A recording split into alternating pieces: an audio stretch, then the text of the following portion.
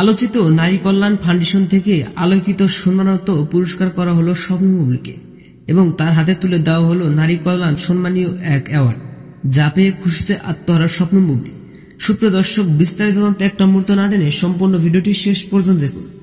গতকাল 19 এপ্রিল 2025 উদযাপিত হয়েছে বাংলাদেশ আলোচিত নারী কল্যাণ ফাউন্ডেশন উপলক্ষে এক বিশাল বড় আলোচনা সভা এবং সেই আলোচনাকে কেন্দ্র করে প্রথম গেস্ট হিসেবে গণনা করা হয়েছিল আমাদের স্বপ্ন বুবলিকে এবং মেগাস্টার শাকিব খানের গিফট পাওয়া শাড়ি পরে সেখানে উপস্থিত ছিলেন স্বপ্ন বুবলি।